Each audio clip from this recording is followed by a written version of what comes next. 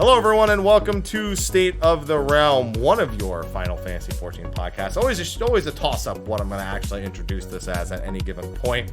But fortunately for you, we have a busy few weeks coming up. Today, we're going to be doing our Endwalker tank discussion, going over the role, the pros and cons of the different jobs, and how they are fitting in currently at the start of the expansion. As a forward notice, next week's show will be about the 10-year anniversary live letter that is going to be taking place. I'm sorry, the 10-year roadmap live letter that is going to be taking place tonight. And then we still have a couple more class shows to do as well. We have Caster and we have Range Physical.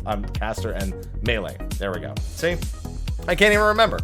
So with that, let's get started. I'm one of your hosts, Mr. Happy. Sly's here, of course, my fellow Chocobo racer over here. My favorite fellow Chocobo racer over here. How you doing? Sly Chocobo GP the Fox? How you doing? Looking forward to the Happy Brambles Cup. I can't wait for the Happy Brambles Racing Cup that Sly will be participating in. It's gonna be great. 64 participants, Sly. And you're one. Don't lose in the first round. I'm gonna hate you. Wait, what? Don't lose. 64? Yeah. There's a mode in the game that lets you do that. Oh, God. There you go. And, of course, Sly and I are not professional tanks by any measure, so we needed to make sure we brought on a guest who could actually talk intelligently about the tanks and not just spit nonsense the whole time. And for that, we have RinKarigani, who you may know by many voices and faces at this point, depending on what era of Rin you've watched in the past. It doesn't look like Bob Ross today. It's weird to me. How you doing, Rin? Don't go get it. Make that happen. You don't need to get the wig. Going pretty well. Good. People have suggested after watching me play Dark Knight one-handed all week that I should go to PAX East as Auron. That is. So maybe that'll be my I'm for it. That is the weebest thing I think I've ever heard in my life. And yet at the same time, yeah. I admit, that's fine. That's sick. All right, well, thank you for taking the time to join. I wish you a speedy recovery on your arm. Speaking of which, a speedy and safe recovery. I mean, you can't speed up the bone fixing itself, but hell I can't. You just put like THC on it. Be like, they said it works on everything. Oh man. But the show will be talking about tanks. Before we get started, though, thank you to our sponsors over on Patreon. Thank you to all of them, our patrons of Darkness, Khuja, Cross on Jenova, and Kurenai Oni as well. And Steelseries, who we have giveaways for in the YouTube description. So go to the YouTube video and click and enter. And whenever they actually have things in stock, I can ship people prizes because they've been like stock issued since the pandemic began. So that's always a fun thing to constantly check up on. But they do their best, and it's free stuff. So go enter. Thanks to our sponsors. Who beat up Ren? Nobody could beat up Ren. I beat up Ren. Yeah, except Ren. Nobody beats up makes Ren. Me bleed my own blood. He just changes his voice and then beats himself up. Like, no. So with this show, Sly, I'd like to thank you for making the show notes for this show. I couldn't help but notice that Fizz Ranged was still mentioned in the show notes. Yeah. I just use your template. Copy paste. Yeah. I mean, to be fair, that's what the unmen trade is for on Dark Knight anyway. So yeah. They're gonna be the next Fizz caster range. So let's. You laugh about that trait, but let me tell you that adds phase in Phoenix. Phoenix gets a lot of value. You couldn't finish that sentence. I couldn't. No, you really couldn't. That was a struggle. I guess in Prague it's okay for like Act 2 stuff, maybe. You're like, downtime strats, not for me. Not for me. Well, Rin, is it your first time being on State of the Realm? I feel like it is. Yes. Yeah. Yes. Long time listener, first time participant. There you go. Well, welcome. I used to if I could be nerdy for a second. No. Before COVID, I helped run like a nerd shop, like card games, board games, video games, anime, manga, and stuff, right? I watched State of the Realm there. Before that, I was a director of operations for Papa John's, and whenever I had to help out some of the stores with delivery drivers, like grand openings and stuff, I actually use State of the Realm videos like while I was making my deliveries. I thought you were saying that you were making them watch it. Oh yeah, absolutely. Why not? Put it on. Hey everybody, Papa John's. this is Mr. Happy here, and this is my guide to flipping the perfect pizza. Is that like flipping a burger? You just take the whole pizza and flip it over? Okay. That's what Protein I thought. spread pepperonis. There you go. Perfect. I love it when my pepperonis are oven grilled on top of the pizza. What are you talking about?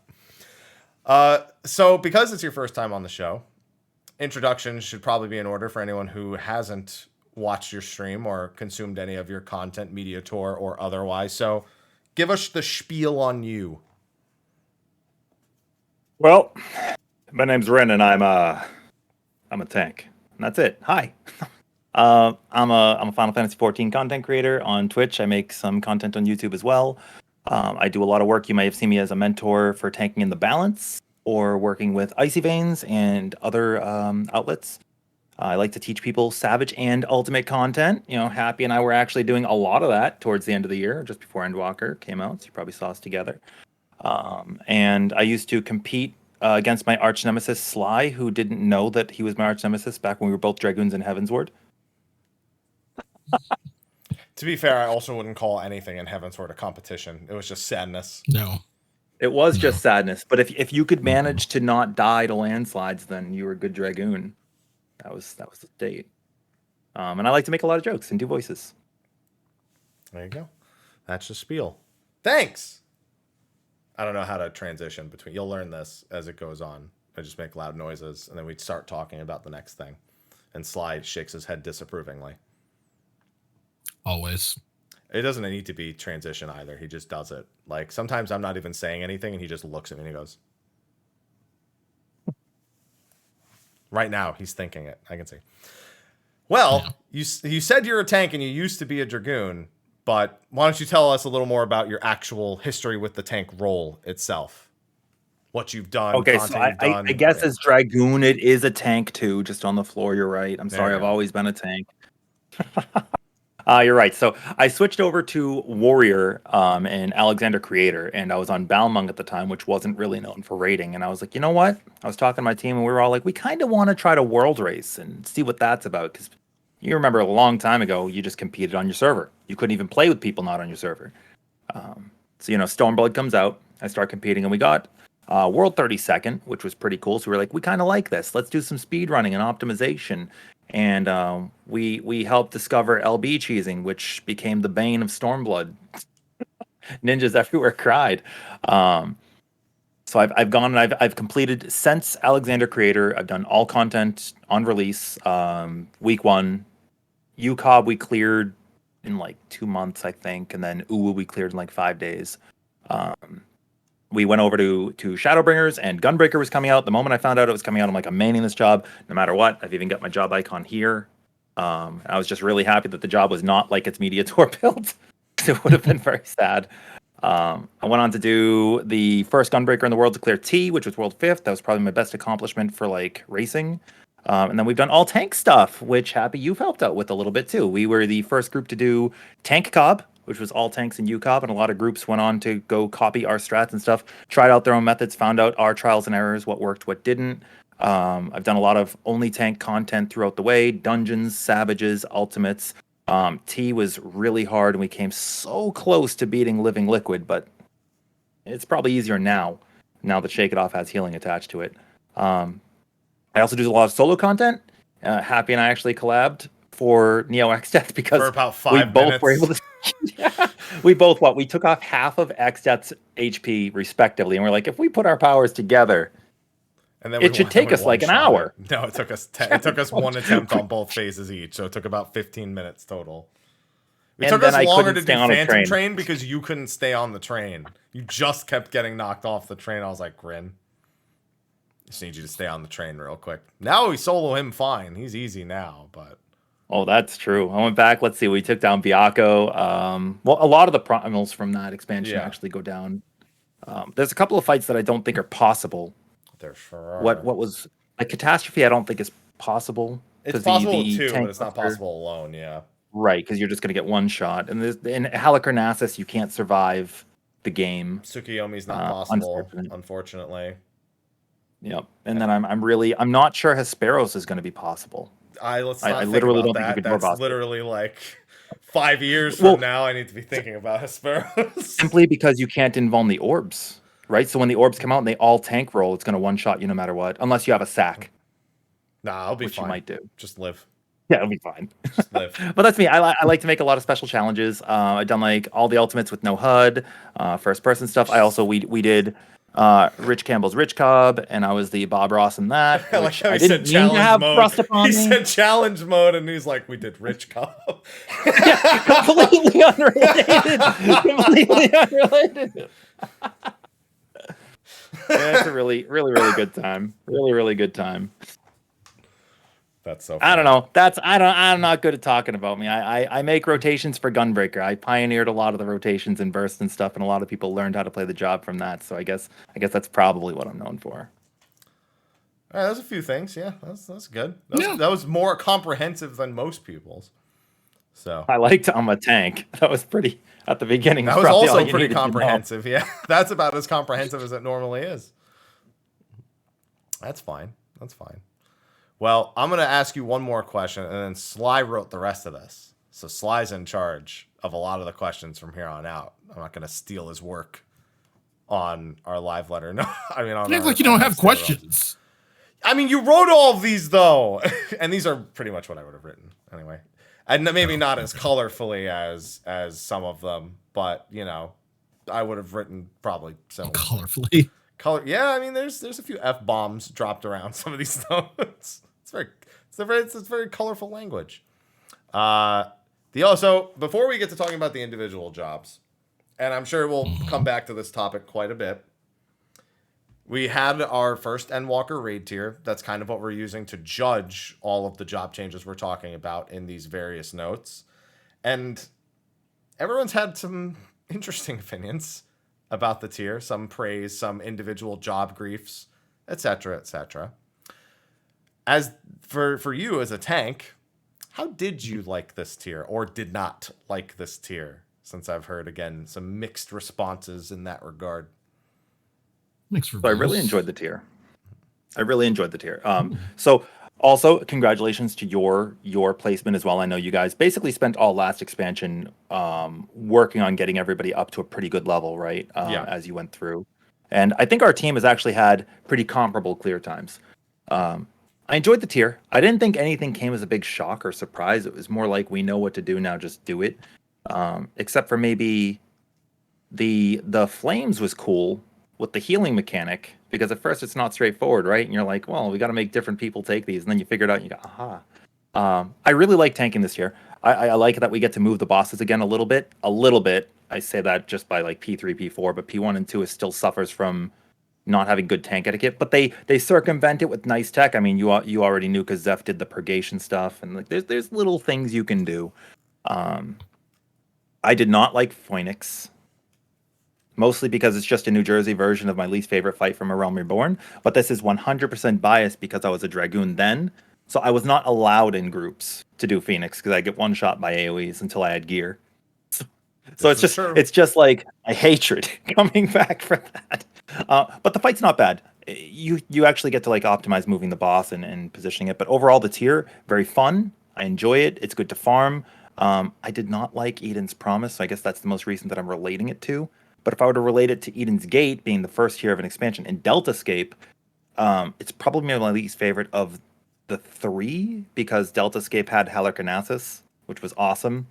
And Gate had Titan for fun, and Voidwalker, which was like the perfect training dummy fight if you just wanted to test rotations. Okay. All right. Overall, tanking's been fun. I have not gotten to Paladin P4 yet, but I've done all 4 tanks on all other fights. It's funny you mentioned Paladin P4 because we got a warrior weapon, I think, week 1 or 2.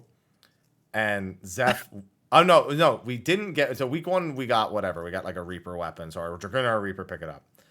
And Zeph goes Paladin because he's like, okay, we picked up 2 DPS weapons. You have gear now, right? Yeah, it's fine. And then the warrior weapon dropped that same week. And we're like, Zeph, you're taking that. And you're getting on warrior for the rest of these weeks. I remember because he tweeted about it and he goes, "Guess I'll just warrior again. It's not so bad." That man was just not allowed to paladin ever. I remember on our clear, we just barely beat the enrage. He goes, if we had a paladin, we would have wiped there. Yeah, you guys were really close on that. Yeah. I mean, granted, groups definitely benefit if you took like Monk and Bard. It's not like Yeah. Paladin specifically, right? But once you start coupling and having like a Dancer and some other jobs that were undertuned, it became hard. I just but love Warrior that. His also only gets to response. cheese. That was just his only response. It's like paladin would have wiped there. That's true. It's true. And then I saw some people comment and like, maybe if you just played as a better Paladin, Yeah, just be better. Just be better, Seth. do more damage. Just get good for it. It's usually a pretty good strat, I find. It's definitely working in Lost Ark, that strategy, I feel, to some capacity. Just have a credit card.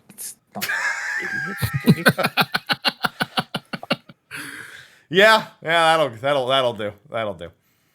All right. Well, glad to hear that you generally enjoyed the tier.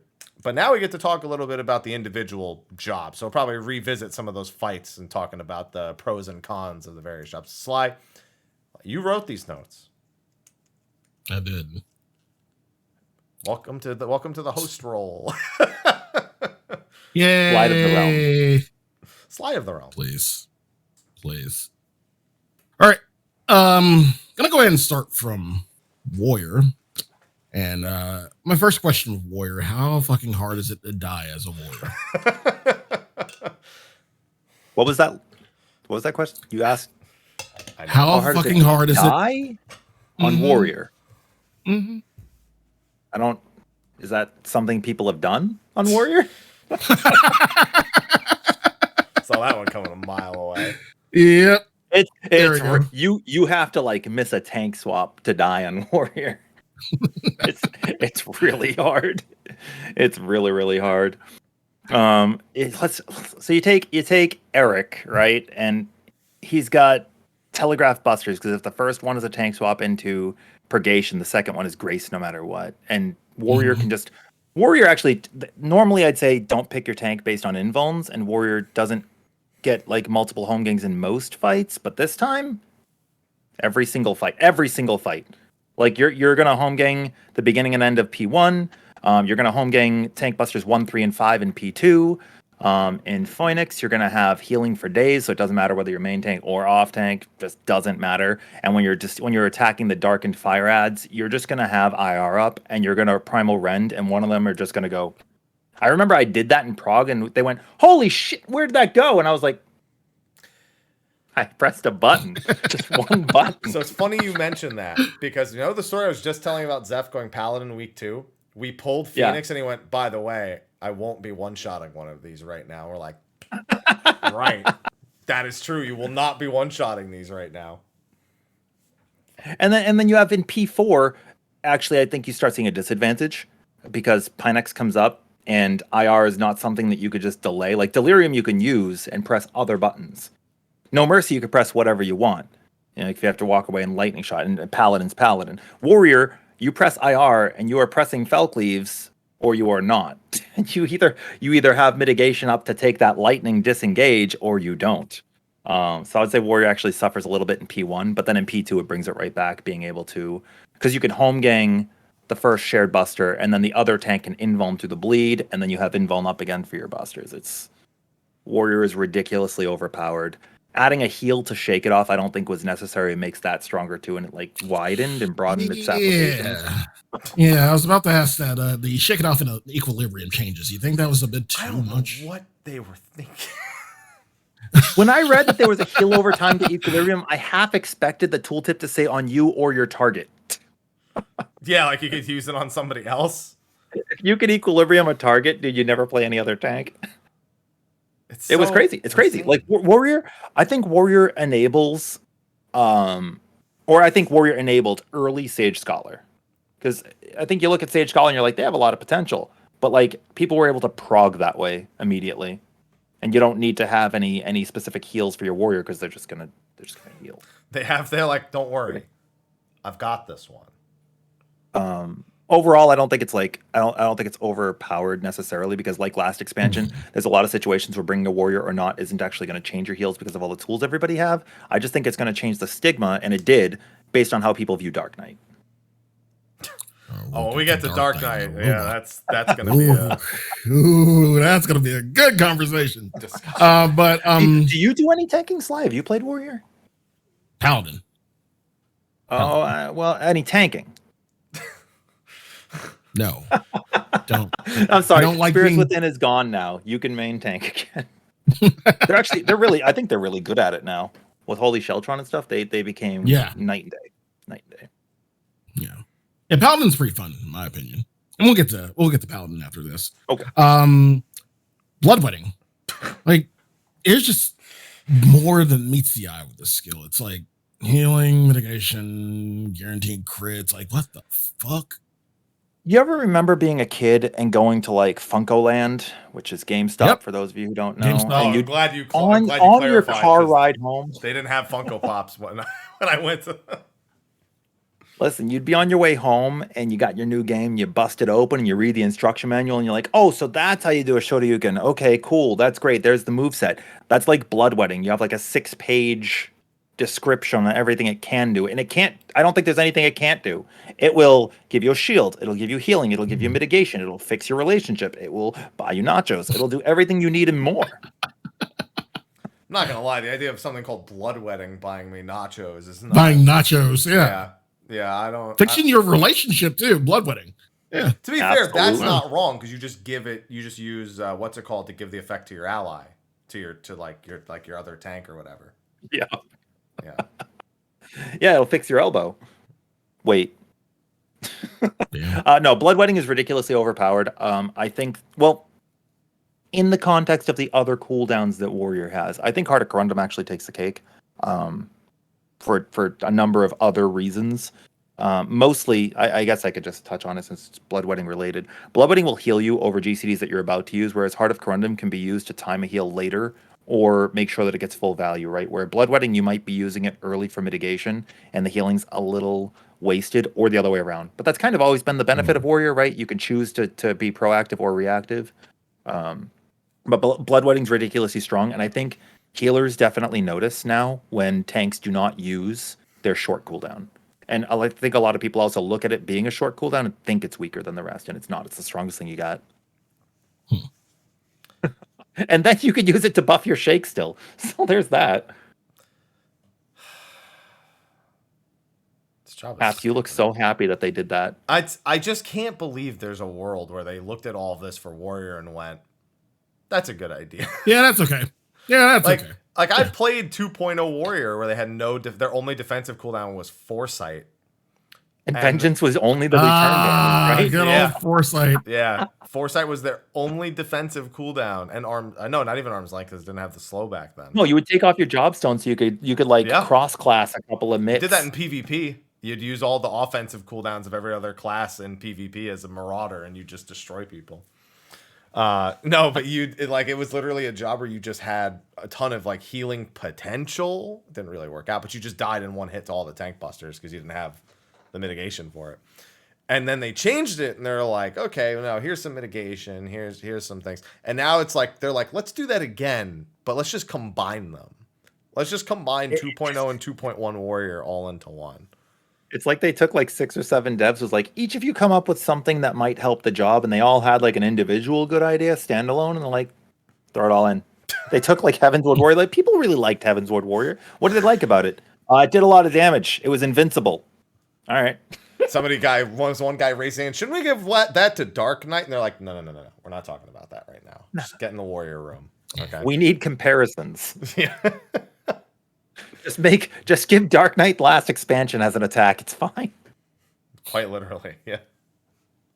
Oh man. And then in terms of other skills, Arajde, basically just just basically a dungeon ability. I mean, I don't like the changes they made to AoE in general. I haven't played every job yet, but as far as tanks go, you're not really using AoE abilities until you have like 3 or more targets, which means something like T, or if they give us a 2 boss fight in the future, are still going to be relatively boring. because you're not going to ever choose the AoE. Like maybe you're going to time Primal Rend to hit 2 creatures, maybe double down or something, but you're never going to use Orogeny or really anything else. Like I guess maybe you could overpower a little bit because it gives you Storm's Eye now, which is great, fantastic by the way. But oh, you know what? Something warrior specific that you do in current tier Savage, Primal Rend can be prepped out of combat. You actually in a release on like P3, and then you open the fight, and then you have a Primal Rend ready to go, because of the way Phoenix goes away for the ad phase, and you'll get an extra one out of that. So that's kind of cool. So if you're a warrior, you've been wondering why your damage is so low, maybe you're missing an entire use of a button that shouldn't be allowed. You know, it's one thing I see warriors do a lot that I think is not underappreciated, but I think non-tanks don't really think about it much, is the delay and when you jump up for Primal Rend to when you jump forward. You can use that for boss movement. So like if you know the boss is going to start moving, you can press it early and let the animation just put you in the correct spot. Yes. I also Primal Rend into the danger area on Hippocampus after it's already snapshot or things of that nature. Although I've also Primal Rended on the Pinax dash to the wall into the spikes. I don't think you're supposed to. I don't think you're supposed to do that. If you're on the side of the boss, you'll be on the side of the boss when you gap close. But he's on the wall.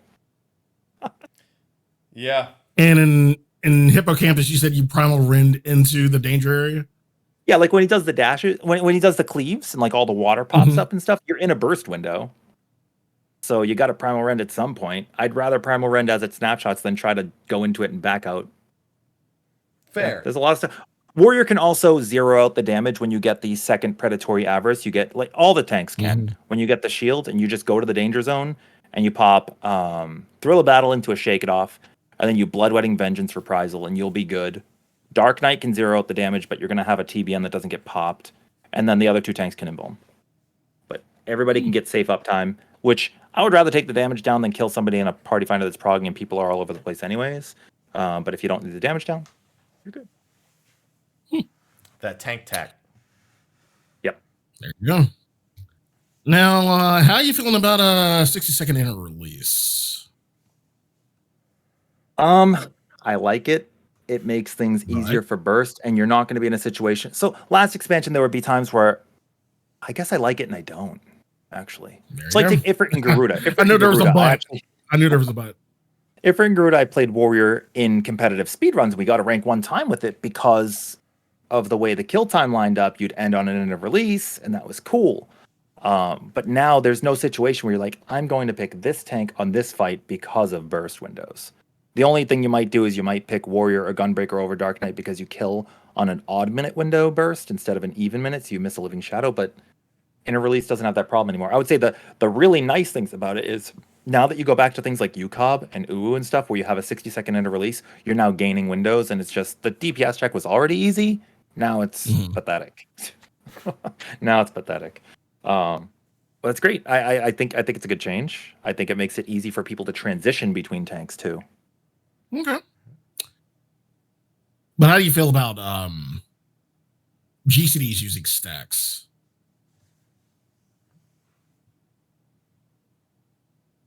Primal Rend does not take a stack. Why on God's green earth do the rest of the buttons take stacks? Delirium doesn't get consumed by other GCDs. Primal Rend doesn't consume it, but you can't just like, why are you going to use Infuriate into Enter Chaos and that take a stack too? There's something with the coding that was just, I think, was just a complete oversight. It's not necessary. It doesn't make sense. So, and I don't like it. So what changes would you want made? IR is only consumed by Fellcleave or Decimate. That's all it really needs to do. I mean, they had it at like what the Media Tour had it at 30 seconds. They changed to 15, which doesn't matter because your next 3 buttons, if you're not going to hit 3 GCDs in 30 seconds, that's a problem. Unless you're but they gave it to strategically Delirium during downtime, so it doesn't. Right. Yeah. Right. I would say that's really like the only small gripe I'd have about inner release is because you might also fat finger a button or something might happen, but there's no reason for it not to consume it. I would definitely make it so it just consumed on Fellcleave and Decimate. I mean, IR doesn't affect your OGCDs anymore anyways, right? So I guess that also gives a little bit of credit towards things like Chain Strat or Bard songs, so Warriors not griefing is bad, but that's an entirely different beast. IR is interesting. I don't like IR. I don't like it in a release. I don't like that it makes you auto direct hit crit. I don't like that. I don't like that it gives you free Falcleys. My favorite Warrior was 4.1 when you had Berserk and Inner Release as separate buttons. You have to gauge, which people complained about, whatever. It was still a cooler system and you could burst with everybody and think about it. But then again, I also like the system in Heavensward where the higher your gauge, the higher your crit rate. Oh, God. That was cool because then you had to think about where you had it. Yeah, IR. Yeah. But it's a very small problem. Warrior is like a beast of every other facet of tanking, right? It's really good for low CPM. So if you have restrictions playing or you want to get into tanking and learn how to move the boss, it's a really good tank to play. Its cooldowns are amazing. It has the shortest invuln cooldown, and Living Dead's the longest, but they do the same thing now basically. So I don't get that. It's just like it's the tank to play if you want to tank and you're not trying to be like competitive speedrunning. Sorry. Any other changes you want to see? Any other wish lists? Any other things on your wish list? For Warrior? Yes. Oh man. Where do I begin? Shit. I want Here Butcher's Block back. Yep. Butcher's Block was like the best animation GCD, and they just took it out. And I am so upset. No, you want to know you want to know one Warrior animation? The original Overpower. Oh my god, dude! Super Brutal long Swing. Brutal Swing was sick too. But some things like that, if you remember, Happy would get you hit by attacks because the animation attack would happen at the end instead of the beginning. So you're like do things like what was it? X-Death's Flood of Knot. You couldn't Storm's Eye, but you could do any other button because the animation would snapshot you at the end. Things for Warrior that I would change. I don't know how I feel about a third stack of Onslaught because they only recharge 2 a minute anyway, so it's not like you're ever going to get that third one back unless you specifically pool it. But since bursts are every minute now instead of 30 seconds or 90s, you're never going to use it. Primal Rend is a good button. I like that. Falcleave is probably always going to be part of its identity. I don't think that's a problem. Nascent Flash being able to heal a Living Dead in the dungeon is kind of weird, but cool. Home Gang is cool. I don't like that they made it. I mean, I don't know. Warrior is in such a spot right now where you take it to cheese things, and I don't know how I feel about that. Because they should get rid of invulns, man. Just get rid of all of them. Fuck it. Yeah, or give him like once a combat kind of use thing, maybe something restrictive. But right now, do you do a lot of Party Finder Sly with randoms? Fuck no. He used to. I used to. Yeah. I used to, but no, not anymore. But you do haps. How many tanks you running with bad habits? But I have. No, but this is a blanket statement that can be taken anywhere. You see a lot of tanks that play with a warrior and they develop bad habits because they don't know how to handle anything because a warrior can handle everything. E9S in the Party Finder, if you went with or without paladins or with or without warriors, and then with or without paladins and warriors that don't know what they can do. You get in and you get into combat, right? And you hear like I can only off tank. Or because they're a warrior, they say I can only main tank because warriors only main tank. And I will voke the boss back always. My favorite, I remember I went into an E9S and there was a warrior main tank and they just didn't home gang the first buster and they're like, oh, I thought we were swapping, and then the other tank was like, I'm leaving. Yeah, they get mad. They're like, why would I swap? You have home gang. Didn't discuss it, just assumed the warrior knew. I mean, I guess that's more a home gang issue than it is the rest of the kit, but it's part of warrior, so it's part of the problem. And then I think Gunbreaker Dark Knight Mace definitely gives you the most practice. Yeah. And then you got the warrior who home gangs, but you have the paladin who does a cover strat anyway, and it's like, I don't fucking care anymore. Oh, back in Stormblood, you would get like you'd vengeance in the opener for your procs during your burst, but you'd have a paladin cover you because they wanted their shield swipes. Oh my god. I don't like tanks anymore. This conversation. Nah. I don't want to. Show's canceled. I don't know. Warrior is kind of neat. I don't like that. So let's say you get into a fight and you have to early burst. Like I'm sure you've run into those situations where you're like, we're going to lose use if we don't wait. Warrior can't really do that. They could overpower now, but they nerf the potency so much in AoE that it's just not worth it. So you're bursting late no matter what. and then home gang just makes things really bad. And then people lock warriors out of parties if they want. Like if a bard makes a party, or a scholar makes a party, or a dragoon, they just don't want warrior. Yeah, that's only the tryhards. You don't I want don't to be in give their a fuck. parties anyway. Yeah. I don't give a No, fuck. but a lot of casual players will copy what they see. Or they'll go in and they'll ask like a higher parsing bard or scholar, and they'll be like, "What do I do?" They're like, "Don't have a warrior, don't have these jobs." And then they're like, "Okay, you're right. You're telling me to do it, so it must be true." And I wish that wasn't the case, but it happens. At least on Aether. But Aether's also the kind of data center that not only won't use macros, but they'll actually make a dedicated website for paste bins. God, I'm so upset. Did you want somebody And the in my paste bins static have pictures of the macros. I was just gonna say that. Yeah, paste bins have pictures of the macros. Yeah. I went into a party finder for P4 and all it said was typical paste bin, don't mess up. And I joined it and I'm like, I don't know paste bin. And I just guessed based on where everyone was moving. Hey, stop. Aloha, stop. Yeah, party finder's wild now, Sly. Y'all But the have nice fun. thing is, you being on Primal, right? Your strats are actually pretty close to what we're using on Aether now. This tier has been nice for that. That's great. I'll never know him because I'm never going in PF. They still Fair. they still don't Fair. pull labyrinth. They still pull the labyrinth of the ancients dragon to the north though. So until they stop doing that, Yeah, Primal yeah. is That's Yeah. I don't get it. I always say, why don't they pull it to Weird. the south so they pull it towards the party so they don't have to run as far? Where the healers are and Yeah, be extra meta. mhm. Come on now. I haven't had to do that since Final Coil. Oh man, that's fine. Hey, stop. Go. Aloha. Not Well- you, Ren, the cat. Here you go. Well, that's pretty much it for Warrior. Next, we're gonna hop over to Pally, which is what I leveled and was pretty fucking fun, to say the least. Pally is Pally. I feel like a lot of people, like, from what I've been hearing from people, some people say that it's boring. I find it fun. Like, there's a lot you can do with Pally, and it's not like, you know, the old Pally 1, 2, 3, 1, 2, 3, 1, 2, 3. And it, like, it's just evolved as a job from what it used to be, and it's fun. Oh, you mean back when you would actually not have a third button in your combo? You'd put up Goring Blade. What was it? Yeah, you'd have Goring Blade, and then you wouldn't actually use your Royal Authority because it was an aggro button, right? So you didn't use it. You just like 1, 2, 1, 2.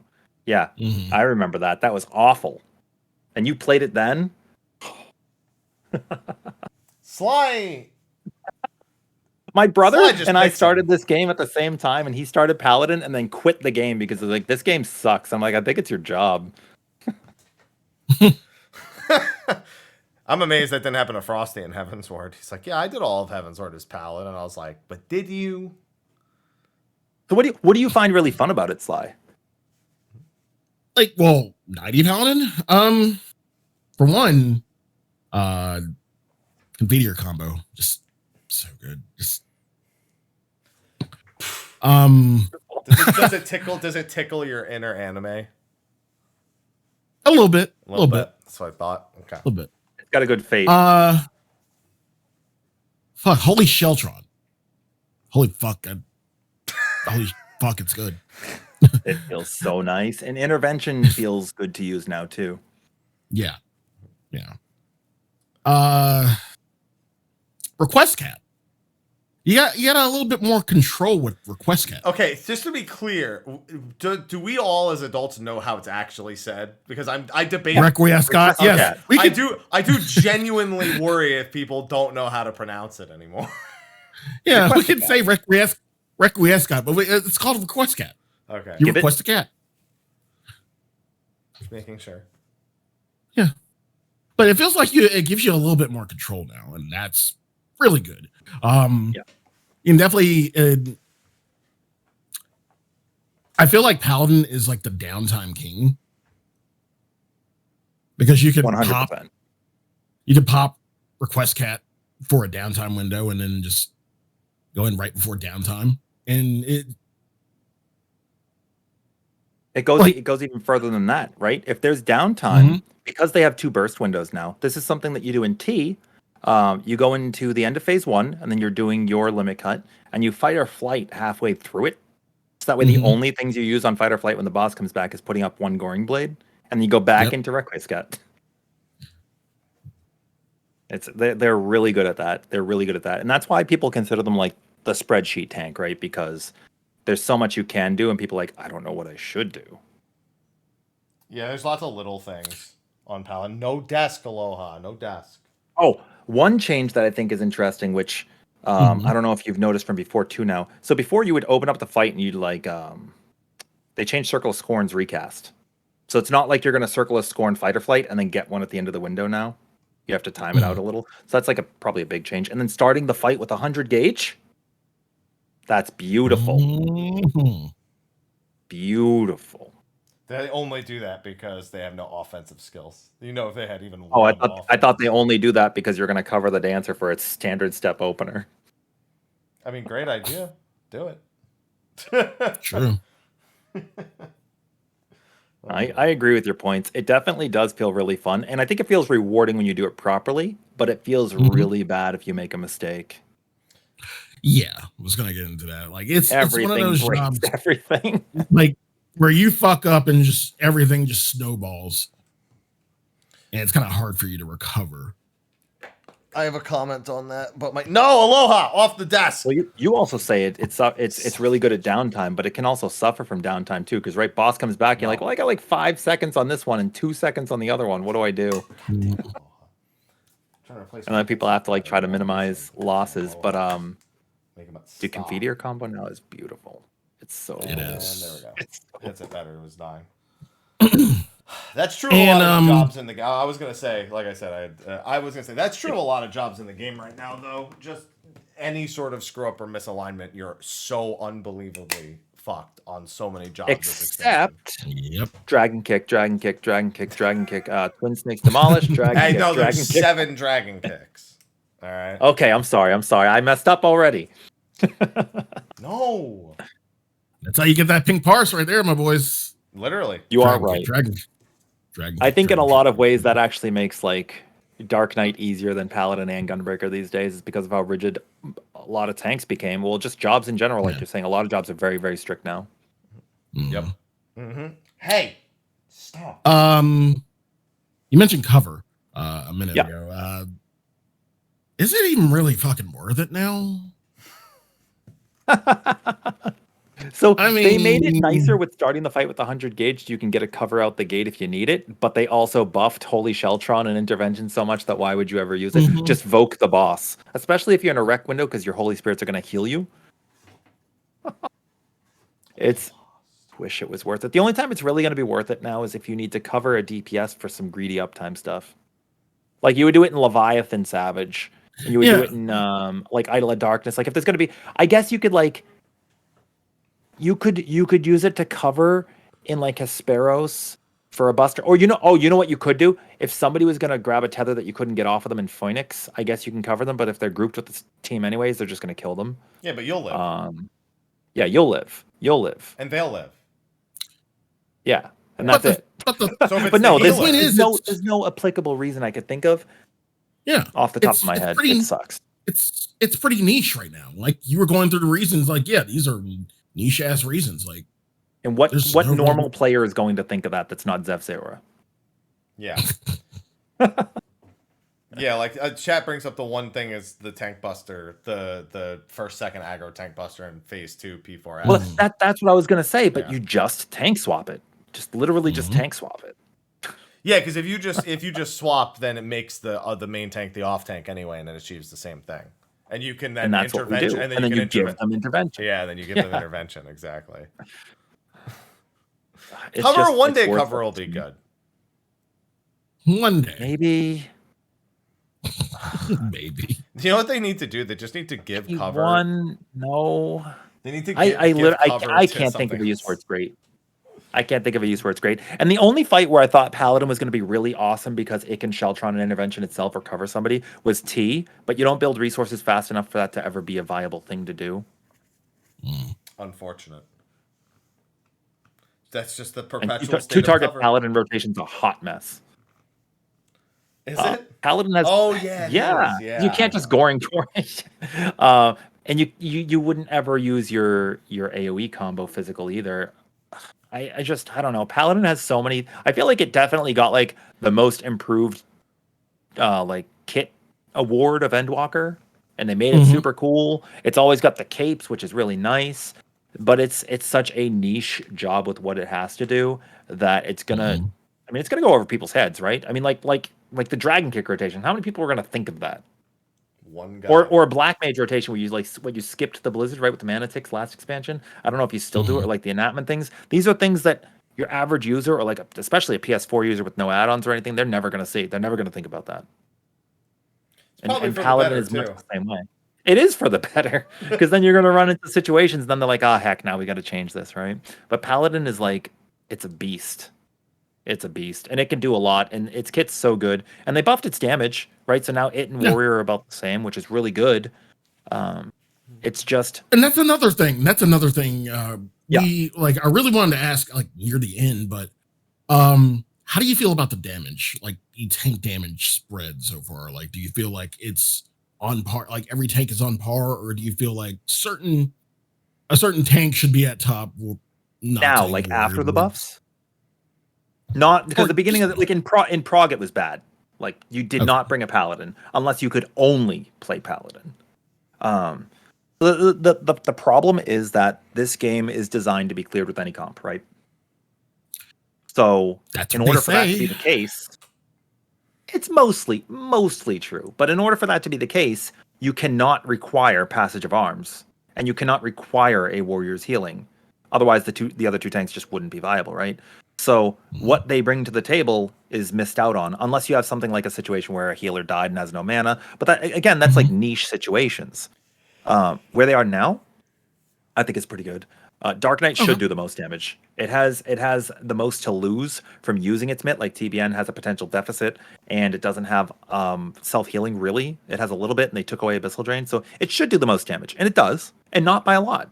Gunbreakers can still match them, and Paladins and Warriors are only a couple percent behind now, instead of being like it was like 10% behind on Paladin before, and with the stat squish, that's like it's a lot. It's a lot of damage.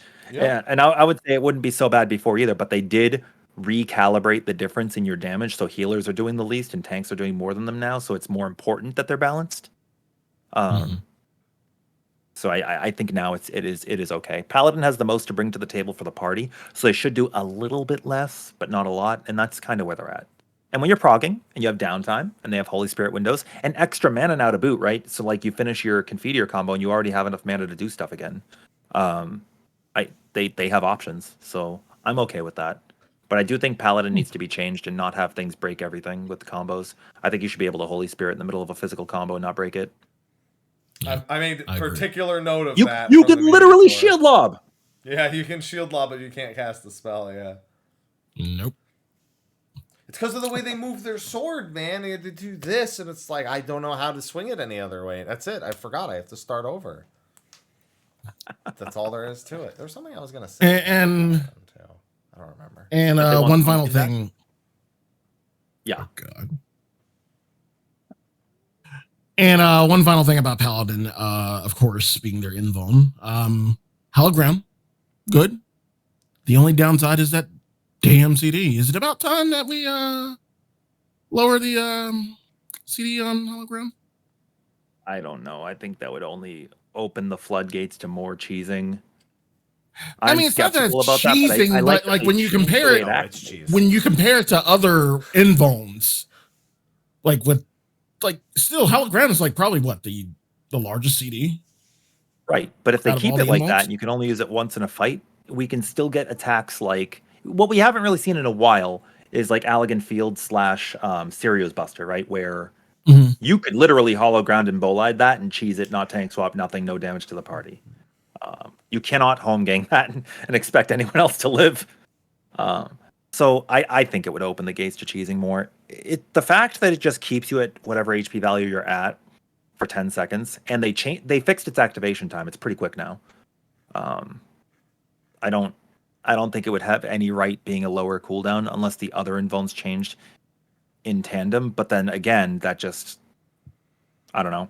I think the tanks were given enough cooldowns now with their passive mitt and the other like Feint and Addle working on their respective other element now too. Mm-hmm. I don't think it's necessary. I don't know. Happy, have you healed much? Yeah. Have you experienced any issues where you were like, wow, I wish that Hollow Ground was like way better now? Or any of the invulns really. Like some of the fights you don't even need, I don't think you need to use the invulns. You could get around them. There's one invuln that we were about to talk about. But go ahead. Best one. Go ahead. The best one. Oh. which so I leveled up Sage this expansion. And you know what? I should do the same thing if we're breaking into that discussion. I leveled up Sage this expansion specifically because, well, it was new and it was a baby and I wanted to try it, right? But two, I was like, I need to know how hard it's going to be to heal a certain invuln with just Sage by itself. So I was getting DMs because I was leveling up Dark Knight. And people were like, so when you're in a dungeon and you use Living Dead on a trash pull, I was like, you don't with this healer. If you have a white mage, you're cool. And Macrocosmos is really cool for it. We saved our run last night. So Living Dead, you know what? You want to just break into that now? Let's go ahead. That's it. Just moving right from Paladin to Living Dead. All right. Yeah. Bye, Paladin. You're perfect. Don't change. You resecured your identity as lowest DPS tank. Yeah, Living Dead on Dark Knight is great. Yeah, that's its identity. We were doing Phoenix kills last night, right? We were doing our re-clears, and we lost like 5 people coming out of Flames of Asphodelos. What up, my dude? Okay, was it a spread mechanic? Well, I don't want to tell the story now. Yeah. You know where it's like, I thought you were going to the flank. I thought you were going to the rear. Well, we were at this tornado. I thought you were going to go this way. It's physically impossible for me to get there. Sorry, guys. What strat were we talking about? Yeah. It was the spread right at the end where you get knocked from Dark Tornado to the other two. And we lost like everybody. So then Agony starts showing up, right? And it's all messed up because you can't raise because then you don't have stacks, so you're just dead. But I did raise, and I didn't get a stack. So I was able to take aggro so my healer wouldn't die. We had a DPS with second and aggro, and Living Dead got me through the mechanic because Macrocosmos just full healed me at the end anyway. So that was cool. See, Living Dead's good. Success. Yeah. And I needed the duration on Living Dead in order to do that. So it's its one saving grace. There's actually a second saving grace, but this is more of a... You're not going to do this. You can use Living Dead to manipulate and build Limit Break. That Hollow Ground and Bolide cannot do because you're not taking damage while you have that invuln up. But you could use Living Dead to cheese and take extra damage if, like, let's say you're at a kill time, right? Or you know that people are dying to a certain mechanic, like Hippocampus, where you go towards the final sewage, and people typically die. And you've got, like, LB 2.99, but if you could cheese the extra limit break, you can get LB 3 in case something wrong happens. Things like that. Or, like, you use an LB 3 early and you need another LB 1 and you need to cheese it. But that's so niche. That's so niche, but you could do nice things with it, and that's nice. Well, we kind of got into it, and I didn't really give my intro spiel about Dark Knight, but we'll dial it back, do it up. Yeah. Best job quest, right? So, Endwalker Dark Knight is basically Shadowbringer's Dark Knight. Literally, that's their new ability. It is Shadowbringer's Dark Knight, which is both good and bad, right? Sometimes people like something that doesn't change. Even if sometimes you do. If you wanted changes, so it could be better. Why change something to be better when you could keep it just as bad? Yeah, then the same people like it. Nobody else likes it. The same people like it. They did change the delirium change is really, really nice. Yes, I like that. That's a really good change. I mean, I went over to the 9s when I did the media tour things. I think people expected me to give the most love to Gunbreaker, but I think Dark Knight was the thing I had the most to talk about because I'm just going to say number one right off the bat. People are already going to know the obvious ones, but there is no reason other than lore that Unmend, Unleash, and Stalwart Soul need to be spells with the 2.5 second recast. It changes the rotation when you have to use it, and you cannot use Blood Weapon under it and get all 5 GCDs. There's no reason. No reason at all. And, I mean, they don't even have to change it to be a weapon skill, I guess. They could just add a trait that makes it so that way it counts for whatever and is affected by whatever. Because, I mean, they have the ability to do that Sonic Break and Gnashing Fang are scaled, and other abilities work in tandem with stuff. I don't know. I don't like it. I don't like it. They changed Carbon Spit and Abyssal Drain. You know, they made them the same button, so now you choose AoE with like 5 or more adds or Carbon Spit. And people thought that lowered Dark Knight's damage, but they did add the potency from Abyssal Drain to Carbon Spit. But it's one less button to hit. That's cool. But Carbon Spit should heal you. Should. Sure doesn't. There's no reason not to. Nope. They've only taken it away. Do you remember in Heaven's Ward where you would go into Grit and you would Blood Price, right? Yep. And you would Dark Arts and Abyssal Drain and heal to full, like every GCD. Yep, the original Bloodletting. That's what it was. It was burn through all your MP, but it put all your HP back in the health pool. I can go into the other stuff. Sly, do you have any opinions on Dark Knight? Have you gotten to play it? You haven't leveled it to 90, right? Not yet.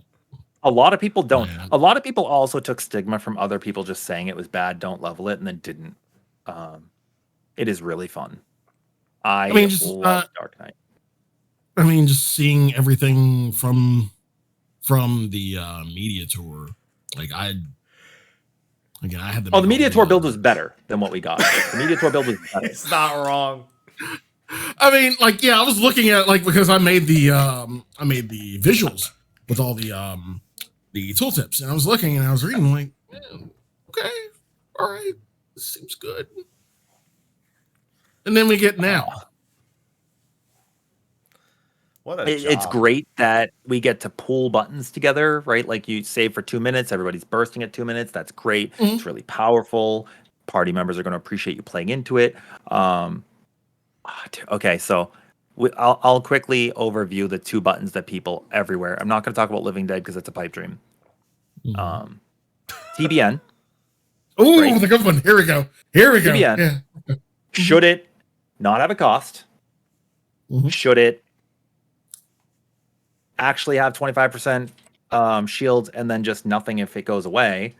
Should it have its recast timer what it is? Because its recast timer is the shortest, which is good because you could time it for things and it becomes really nice. And I would argue that even though Heart of Corundum is the best mitigative button, TBN is most likely to save someone from being one shot by something. I mean, one of the uptime strats in P4S is literally bring a Dark Knight. We're doing Act 2 uptime. Yep. Where you have to use TBN and Oblation on somebody. And so I'll bring Oblation up here too, because people compare Oblation to the other cooldowns, right? And then forget about TBN or compare TBN and forget about Oblation. But Dark Knight got 2. So they do get 2 resource buttons for other people. And you get 2 charges on Oblation. It's the only tank that can give 3 individuals mitigation for an upcoming attack. Which, like Act 2, is really important because you're going to make somebody take something by themselves that's designed for 3 people. So it could save a life. And it has saved a life. We had when we were practicing, our Astro survived the fire tether break in Act 2 with like 34 HP. Absolutely busted. And it's 10% mitigation for 10 seconds. People are like, well, that's crap, right? But if you're using 2 of them in a row, it's still going to be 10% for 20 seconds, which is like 20% for 10 seconds. Whatever. It's strong. I think it's strong. Dark Mind's also a minute cooldown for 20% mitigation, which is only on magic attacks. But if you're the off tank in Phoenix, then you're going to get it on every auto that's coming in after the ads phase. TBN, I think personally, if you're going to keep the cost attached to it, which if you're not going to keep the cost attached, it might be too strong if you were to just make it free. It'd be 15% at most if that was the case instead of 25. Right. Yeah. Right. My idea I had before, I don't know if it's good or bad, but what I wanted to see change was when TBN expires, you're healed for any of the amount of the shield left. Kind of like a Pepsis effect. I wanted that if it erupted too. Yeah. Imagine Oh that. my god, that'd be sick. Yeah, it just if it pops, it heals you. If it doesn't, it just heals you for the remaining. Mm-hmm. That way, Like, it that'd still be nasty. leans into wanting to get it popped, but it's not useless if it doesn't. That's true. That's true. But TBN right now is just an awkward button. It's both too good and too bad at the same time. Yeah. It's Scholar, right? It's Scholar's pet system, right? They're afraid to do anything to it because it either becomes broken or too weak. And I think TBN is probably in the same situation. And that's the problem most people think is TBN. Oblation with TBN is pretty good because you're getting a 25% shield and 10% mitigation, which is arguably extremely powerful. And you could pop them in advance. Another thing that's wrong with Dark Knight that the devs said they didn't know about, but I don't know how you couldn't, since a lot of people bring it up, is Blood Weapon. Yeah. Blood Weapon. If I was going to put something on a charge system, it was not Delirium. There we go. You answered the question I already had. It was right there. Yeah. It doesn't. You can make it 6 billion seconds and just to work on 5 stacks. There's no reason for it to be a 9.6 which it's not 10 seconds. It's 9.6 seconds, which means that if you run anything slower than a 2.43 GCD and you don't live in the server room, you're not getting all 5 buttons under Blood Weapon, which is awful because, again, that comes up on the door boss during PNX. But even if it doesn't, just normal play, it hurts. You can't triple weave. Forget that. If you're in an emergency, you're just going to lose that button. And it might save you. It might not. There are times where I was supposed to TBN somebody for something, and because I missed a button under Blood Weapon, I had 2,800 mana instead of 3,000. That's toxic. It's awful. It's awful. But see, if TBN had no cost, that wouldn't have been the problem. That's true. That's very true. But Blood Weapon, I think, needs to change. I think it needs to change. You could even, let's say they didn't want to think about that. Don't want to make it a stack system. Mm-hmm. Just make it, barrel stabilizer? Just give you 50 blood in like a chunk of mana or whatever. Just call it a day. That's the goal anyways, right? Is that you're going to get 50 extra blood out of it and the extra mana out of it. You could either do it right away or just make it 5 stacks. I don't see any reason why it has to exist in the way that it does right now.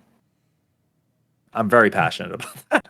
We got that. About that. If anything, you're not the only one. If anything, it should be like gives you 50 blood, and if you use it if you use the blood during the 10 seconds, it gives you the mana back. So you have to use the blood to get the mana back in the time. So that way you don't just use it for no reason. I mean, it effectively does the same thing, but if they wanted it, because blood weapon, it'd be weird if it's like Blood Weapon. Oh, I've got mana. You know what I mean? I always thought Blood Weapon was more an identity to heal you. Yeah. Just by it used to be the identity to make them fast as fuck is what it used to make them. I know, I loved it. It was so good. Run out of TP in 2 goddamn minutes. Go. That's where the mentality comes in, where you had to use it under burst. Technically, you don't now because you're just building up, right? But before you timed it for your burst windows, and if you got an arrow, you were good. Yep. Oh, old arrow card sped you up.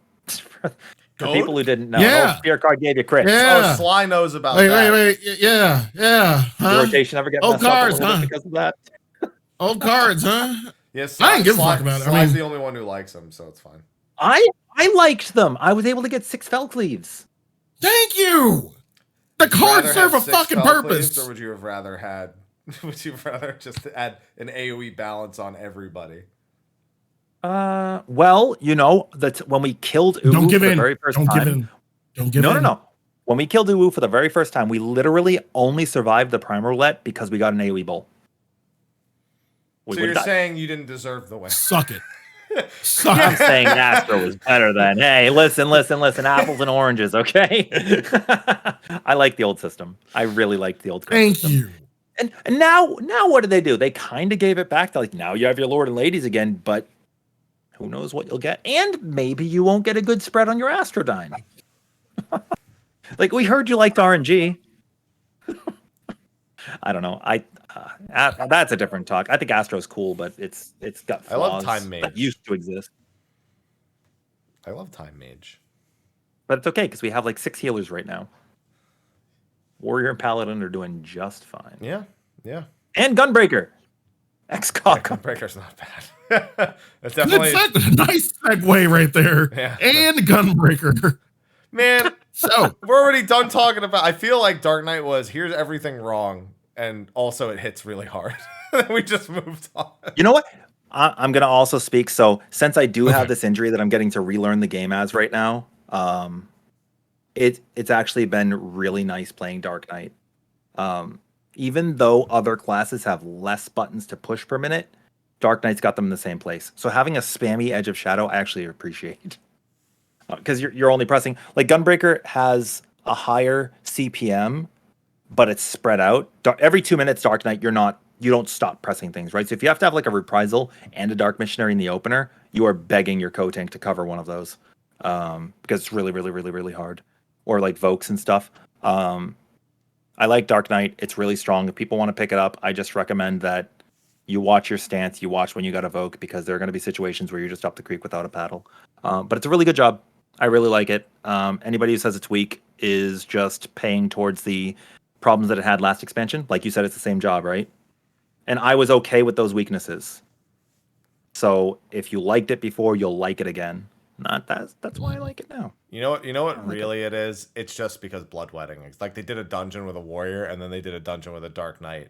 Because Dark Knight, here's the thing. Yes. I literally had somebody DM me that, and they're like, so I started playing Dark Knight, and I don't know how I'm going to get to level 90 because it's just trash in a dungeon. Like, it's not that it's trash. Warrior is just a god. Not Bloodwedding. Yeah, it's like it's the same as healing a Dark Knight in a Shadowbringer's dungeon. It's no different. Yeah. It's just you don't have Bloodwedding. And Warrior was bad. In like last expansion when Raw Intuition didn't apply the healing, like Warrior felt bad until you got something. Yep. That's why you just. But yeah, Gunbreaker is a good segue because Heart of Corundum can actually be cheesed on Living Dead if you didn't know. It's very nice. So Heart of Corundum applies a 900 potency heal after the effect expires after 25 seconds, which means that what you can do for Living Dead, if you know it's coming and you plan it, you can put a Heart of Corundum on your Dark Knight, and it will expire as Living Dead shows up, and then 5 seconds later, you have another Heart of Corundum to put on them for a double 900 potency heal. The Dark Knight can't heal themselves, but everyone will find a way to heal them for them, so it's fine. Yeah. When I saw Intervention and Nascent Flashes changes and Heart of Corundum and the second stack of Aurora, I was like, oh, Dark Knight got buffed. Their co-tank got more options to get them out of Living Dead. Now, if the co-tank actually uses them is another story, because we all know how that goes in the party find. You're like, I noticed that you've been sitting at 100 gauge for 6 minutes now. Yeah. Now, going into Gunbreaker, like, Rin, I would assume that this is your favorite team? No, there's no reason to believe that. Yeah, Gunbreaker is my baby. And it's 100% because of Final Fantasy VIII. Literally, I gave it a shot because of Final Fantasy VIII, but I loved the job for the way it played because in all of my years of playing the game, now you know Dragoon had issues at the beginning. A lot of issues. You remember back when you would drop a combo if you missed a positional, and then you would go to, what was it, Sastasha hard mode or Hullbreaker or something? You couldn't hit positionals on the Kraken? I think Gunbreaker was released as a perfect job in Shadowbringer's launch. I couldn't think of anything it needed to have taken away or given. Man, you mentioned Final Fantasy VIII. I was actually really hoping Gunbreaker was going to be shit at the beginning of the expansion, just so we could get the you're the most handsome guy at the party meme as Gunbreaker. Yeah. But then after they buffed it, it would be the remaster version of that scene. And then we could have it would be 6.0 Gunbreaker with the hideous face from the PlayStation 1 version. And then the 6.1 the would be the remastered version where his face is normal. That's the only I literally wanted it to be bad only so that entire timeline could take place. Instead, Gunbreaker was so good that Warrior became a dungeon boss, right? Where you fought the Berserker. Yeah. Paladin became a trial with Warrior of Light, and then Gunbreaker got to be its own Savage Raid boss. I'm hearing all the voice lines now. I don't think Dark Knight did anything. They had good E10. job quest. E10. E10 is a Dark Knight. Literally use the relic, the AF weapon. That fruit is down here right now, and I'm not going for it. Eating these nuts? Yeah. I meant strawberries. Jesus. So yeah, Gunbreaker is my baby. It's my favorite slide. Tried and true always. Now, it seems on paper it seems fun, but it's a bit convoluted. Not one didn't say convoluted, clunky in some places. I think restricted is the best way to describe current Gunbreaker. Okay. Now, on paper, it just seems like all GCDs, y'all feel like a fucking DPS. Whenever somebody comes in asking for their first tank, I recommend Warrior, right? Unless somebody says they play Ninja. And then I tell them then you ask them why. Somebody will be like, "Oh, I was wondering what tank I could play. I'm at 30 MS and my ping's really good, and I want to try something basic." I'm like, Gunbreaker right away. I'm just fine. They're like, I have 200 ping. Don't ever unlock Gunbreaker. Just give up. That job is an animal. It's an animal, and it's every 30 seconds too. It's really good. It does a lot of damage. Last expansion, its strength was that it could burst whenever, which was good because everybody's burst. I have a 90-second. I have a 60. Yeah, mine's 2.5 minutes, and I have a misery like every 3. And you're like, all right, well, we don't care about it. So Gunbreaker could do whatever you needed. Now you have 25 GCDs a minute, and your burst loops on 24 GCDs. Now, the problem with having a 1-minute burst is you've got that spare GCD. So what are you doing? You're constantly shifting your rotation. You cannot just constantly shift your rotation on Gunbreaker because you have 3 cartridges you need to pool for your burst window. And that wouldn't be a problem with old Gnashing Fang and Burst Strike, each eating 1, except Double Down now eats 2. So if you go into your burst with 2, you are either delaying Gnashing Fang by a lot, or you are delaying Double Down by a lot, like 5 GCDs. So it's a problem, right? It's a problem. A lot of people want 25-second No Mercy. I don't agree with that because while it would fix this issue, it would create other issues. And then it would be too strong, too long. You would want more in it. You're always going to be missing something, right?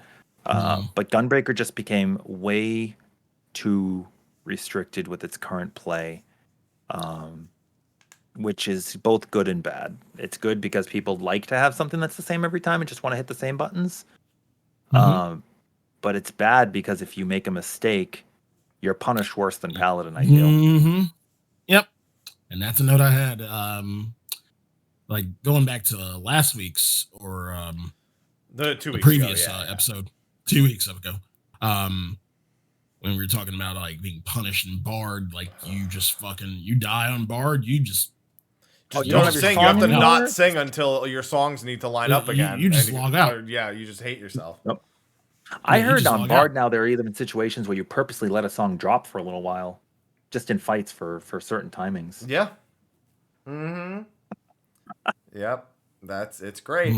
It's like I love the job, but man, it's weird. It's weird. So yeah, like Gunbreaker's along those same lines where you just die. You lose cartridges and like you just want to not play the game anymore. Not even die. Maybe downtime. Maybe the boss went away and you couldn't finish your combo. So now you're going into a spot and you have like what's real. So are we just calling the first 2 trials like EX1 and 2? No, I don't care. Okay. When you fight Zodiark spoilers, and he goes away. Yeah.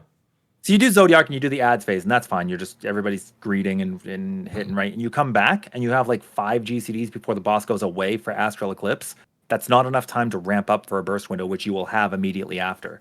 Now you have a Gnashing Fang there, which consumes a cartridge, but not enough GCDs to get your cartridges. The boss comes back, now you have either 0 or 1 for your No Mercy window. There are things you could do to mitigate it, but it's a damage loss no matter what you do. It's awful. It's awful. And that's not even dying. That's just playing optimally. That's just Zodiark. So bad. Zodiark ruins a lot of people coming in and out of that. It's not good. I would agree with that, except Hippocampus has a situation like that too, where it's not the best. And then you've got to either ramp back up into people's bursts or you don't. And depending on when people have bursts, like, oh, my tech step's coming up, and you're like, great, I need a little bit. Or you don't. It's kind of awkward. And then like there are certain like you could hit a 30-second or a 1-minute cooldown before Hippocampus goes away for is it Hemiocampus or something? What's the name of the attack? Campeo Harma. Campeo Harma. Yeah. Whatever you said, Panheima. Yes. Boss goes away, right? But you can use a 30-second or a 1 minute before he goes away and get a use before the end of the fight. But you're permanently pushing out buffs. And with Gunbreaker, you're permanently pushing out those resources. It's, I don't know. I love the class. It's my favorite. I feel bad for not having only praises about it, but I don't know. I really thought Double Down was going to be a 2-cartridge OG CD. That's what I wanted from the class when people asked, what do you think they need, Ren? And I said, a cartridge spender that's a defensive, so you have options for prog, and a 2-cartridge OG CD. Like, I guess now that it's a GCD, what they could do is maybe make it scale. It'll consume all of your cartridges and have potency that scales appropriately. Because then you can go into your burst with whatever you need. And you just have to time it to be at the end.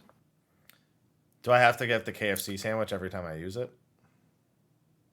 You don't have to, because sometimes your location may be out. So then you just do your burst window without it. Can I just fry 2 chicken breasts and just put some cheese in between it and make my own? The burst strikes. The breast strike. Chicken breast strike. So that's Double Down's issue. But I don't know if you've heard this opinion too, Sly. You had in your notes about continuation being added to burst strike. But that's another issue people have, because burst strike was what you used to move the boss when you were bursting. That's it. Moving the boss is probably the #1 complaint people have about Gunbreaker, because it's the only tank that's required to weave every 30 seconds while you're doing it. Yep. You can use sprint to mitigate a little bit, right? You use sprint to move, and you do something called like slingshotting the boss, where if you need to move here and the boss is here, you move further and then walk back. So you do that movement and you keep doing it like this, and the boss will try to catch up to the furthest you went, but you'll reapproach for your GCD. But because continuation is, I think, 3 yoms, you can't go very far away. So it sucks. And people have a big problem with that. So you used to burst strike for movement, and you're like, okay, either Sonic Break or burst strikes up, I can move the boss. I can't wait till all of continuation is just ranged.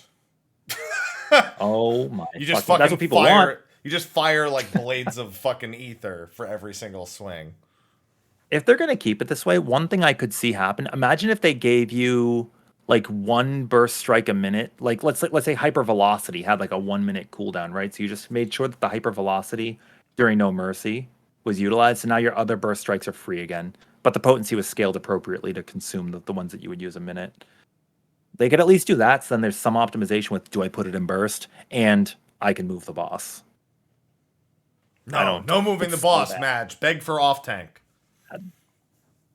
And they did change this, but it's still close. You can do some things to mitigate it. You can, for example, if you were to do an AoE combo, and it will grant you a cartridge spender before the end of the fight, you can have a DPS gain out of it. Even though the potency on your AoE is lower, you still get the cartridge in 2 GCDs instead of 3, which is nice. But that's, again, a very niche thing. People aren't going to think about it until we get something like T, where you're fighting 2 bosses at once, which we could very well fight multiple Knights of the Round at the same time. Who knows? And if that's the case, you can AoE combo to your heart's content, and that should be cool. I don't know. Continuation having a longer range might be okay too, but you still fall into the situation of, all right, Sly, you picked up Gunbreaker. You're tanking this fight with me. Tank Buster's coming up soon. You're like, all right, I'll just start bursting now. All right, Tank Buster's now at half cast, and you have a double weave right now that you must do for your damage, or mega weave your GCD. What do you do? Well, fuck me. You provide feedback on the forum. Yeah, well, fuck me, exactly. And ask them to give continuation a 3-second 20% damage buff with each GCD. Yeah. That's what you do. Yeah. Respectfully go to the forums and request this. Yeah. I like that in prog, because you don't have a timer while you're doing the fights, right? So I actually use Gnashing Fang to plan out my rotation, because I'm like, I know that I got screwed when I went up into my 3rd Gnashing Fang, so I'm going to pop my mitigation early when it's ready. But I would say Gunbreaker probably has to be the most proactive tank. And Warrior could be the most reactive. And the most proactive that's at times. That's true. Yeah. Fucking Warrior. Gunbreaker suffers from fight knowledge, which some other jobs do too. Samurai, I know, does. Black Mage definitely does. If you don't know the fight. Like, a lot of jobs, like Machinist and Warrior and stuff, you can kind of just wing, right? White Mage, you could just kind of go in and just beat your head against it. Dragoon, you're going to do the same thing every time anyways, right? What do they change? They just changed it so that way you're always going to get your ride and thrust. You just don't get the damage. They But still you're gotta time always those gonna get the life proc. windows, man. Sometimes. Yeah. Listen, I hear Whoops talk about it all the time because we're always Can like, you still delay your windows? yeah, I mean, with some of the buff timings you do when you kill the bosses at certain times, yeah. Yeah. I did not level Dragoon yet, but from what I understand, it's mostly the same, right? They gave you like another OGCD that you can use. Yep. And another charge on, was it Dragonfire Dive or Spine Shatter? Spine Shatter. Spine Shatter. So, okay. Well, that's not too bad. So you're going to do the same thing no matter what, just like Paladin is. Mostly, you're just going to do the same thing. But something like Gunbreaker, you're not doing the same thing every pull in every fight. But once you start a rotation, it is a sequence that you're not stopping. And that's confusing to people because they're like, well, you said to do this opener. I said, start with this opener and change it. Depending on your kill time, depending on when the boss goes away, depending on what you got to do, you actually do a different opener. And the way Gunbreaker works now with that one GCD issue I said, it's if you want to call it a loop, right? Some players just like, what is my loop? What is my rotation so I could just repeat this and it'll never change. And then I released a 13-minute rotation and they were like, why is this so long? Because that's when it loops. that is when but no fight this tier is that long. Most fights in the game aren't that long. What was Shiva, like 12.5 minutes? Like Titan was close, but no fight this tier especially is that long. You're never gonna loop. Shiva's 14:10, but she has like mad downtime. Yeah, so you're restarting the fight halfway through anyways. Yeah. And something like Phoenix, you're gonna restart. Hesperos, you're definitely 2 different fights.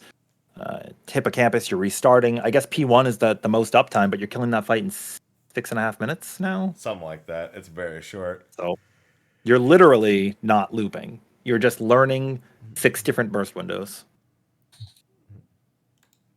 That sounds like That's fun. it. I'm not gonna play that. I leveled it. It's not the best, but I like it. Could you do it with a little bit more time on No Mercy? You're going to have the same issue you have now. What's the next GCD you're going to squeeze in and squeeze out? And the other thing people think about is like, if I had that extra 5 seconds, I could get that burst strike and that hyper velocity in it, right? But then you're now restricted into what GCD. So right now the way it works is you have 9 GCDs. For those of you who don't know, you have Gnashing Fang, which is 3 attacks that go into your window. You have Double Down and Sonic Break. That's in every No Mercy window. And I'm going to restart my hand because I can't use my other one. You have 4 more buttons, right? So one of them should be a Burst Strike, and that'll be your 3 cartridges plus your Solid Barrel that gets you that cartridge. And then you have a free-floating Keen Edge and Brutal Shell that happens somewhere in the window. And because you have 3 buttons in your regular combo and 3 spare buttons, it doesn't matter where you enter No Mercy. It doesn't matter where you begin. Once they extend the timer on No Mercy, it now matters a lot. If they make it 22 seconds or 24 or 25, it matters tremendously because now you don't want to enter on Keen Edge because that puts 2 Keen Edges in. And they kind of changed it so your combo starters on the tanks now are so incredibly weak that you would just never do that. So if they make it 25 seconds, you're going to get an extra Keen and a Brutal, or you always start on Brutal so that way you get... Or no, you would always start on Solid Barrel so you get an extra Brutal and a Solid Barrel. But that's a problem because now you're going to drift out of everyone else's buffs. Because you have to in order to make your rotation work. So a lot of people think it's great. They're like, just do this. Just fix this. This is a good idea. And they don't think about the application outside the burst window. Same reason why we talked about at first, you would move a Gnashing Fang at your 3-minute window. So when you have Bloodfest up, it gives you 3 cartridges. Basically a barrel stabilizer. When that happens, your GCDs now become your Gnashing Fang combo, Double Down, Sonic Break, Burst Strike, Burst Strike, Burst Strike, and then the Solid Barrel that gets you your combo ender.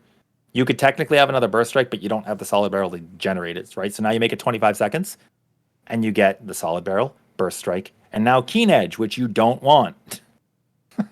So it's no matter what, it's going to be a problem. And people don't think about that. So what you would do now to get that Burst Strike with hyper velocity is you would actually Gnashing Fang before you start No Mercy.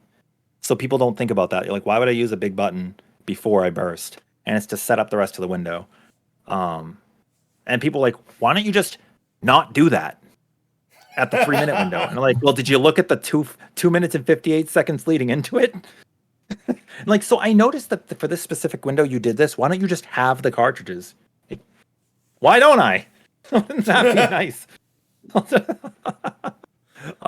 So there's no, I don't think there's a clean answer with the way they set our rotation up. It sucks, but it is what it is, and we're just gonna make the most of it, you know. I think that's hard when you have a rotation resource system like this. Dark Knight that can pool, Warrior that can pool, not so bad. I don't know how strict Dancer became, but I heard that you drop standard step in some situations now because it's like a potency loss, or it was. But like different jobs have things where they could just do whatever they want whenever they want, and Gunbreaker is no longer like that. And there isn't a fix that I could think of that would make it clean for the entire fight. Just bits and pieces would be nicer. Sorry, it's a big explanation, but it's a job that kind of requires thing. That. Yeah, with the GCD buff increases, there are times because of how long it takes to activate standard steps. So yes, you are correct. But it's so min maxy. That's like one of those things that most people won't do. That's like it's like but you might look at a log and see someone else do it and try to copy it, right? And not know why. That's like an Anatman level like optimization. Like you're probably never gonna do that, but it is what it is. Delete Gunbreaker, yeah, that seems. Oh, dude, perfect! I got the perfect controller for playing Gunbreaker. Chat's right. Here we go. Perfect controller for playing Gunbreaker right here. There we go. Sly, come on. I will say though, let's go. For the deficits Gunbreaker has, its mitigation that they added to it are overpowered. Overpowered. No, that's Warrior. That's actually true. Mithril Tempest. There you go. What? No, wait, Sly. What tanks do you have? A Warrior in your group, right? Yep. What's your other tank? Dark Knight. Lil Todd. Lil Todd. Why Todd you so? So you have? Do you ever play with a Gunbreaker?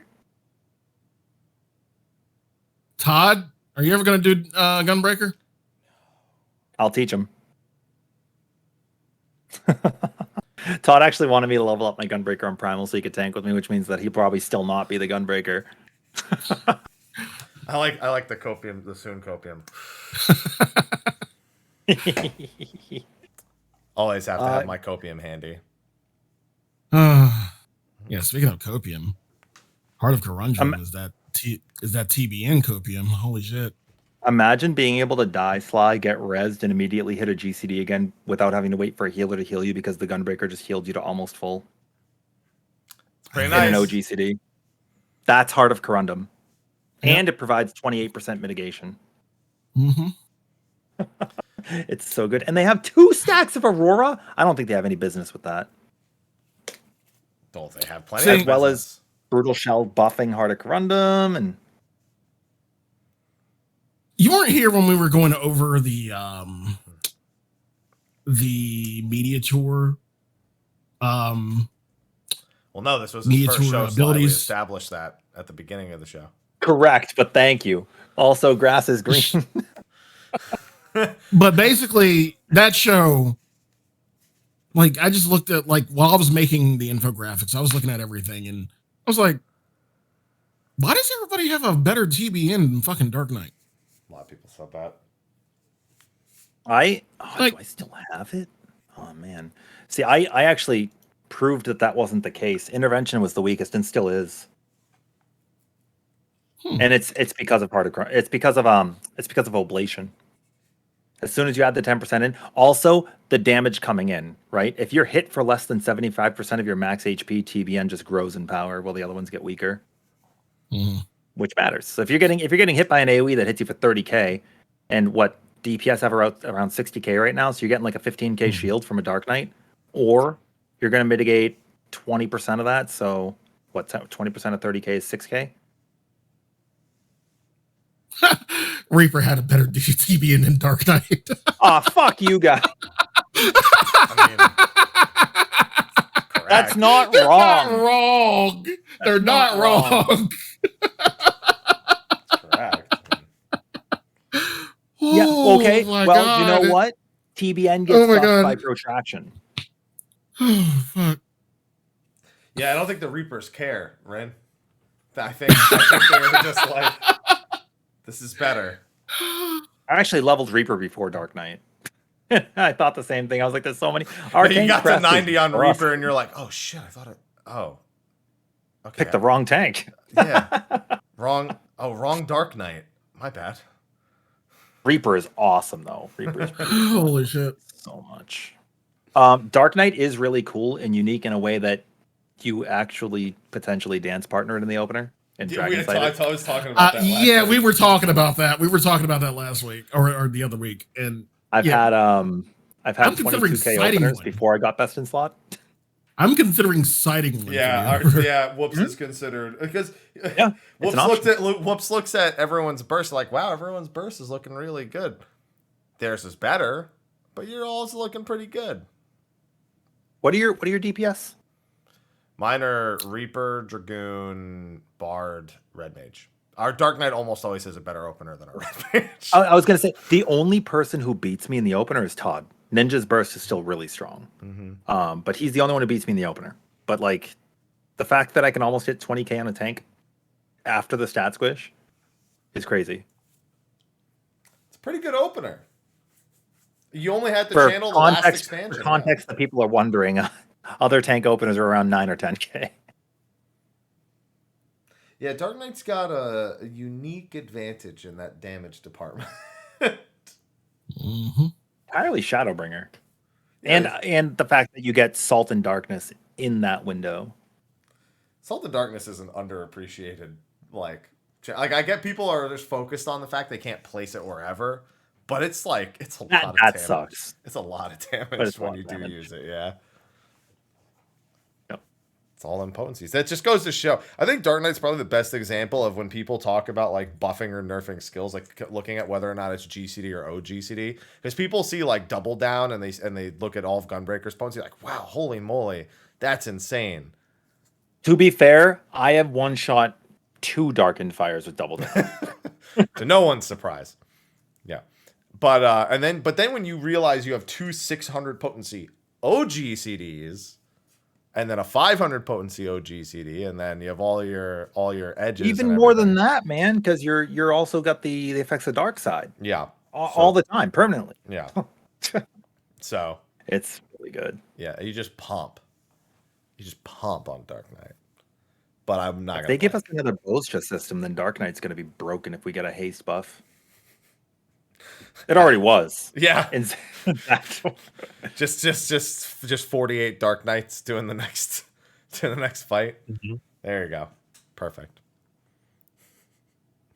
Well, I'd ask you for a wish list of changes on Gunbreaker, but after that entire PhD thesis worth of discussions on cartridges, I think I want it back. I had before. I literally just want Shadowbringer's Gunbreaker back, please. I also want people to change their perspective.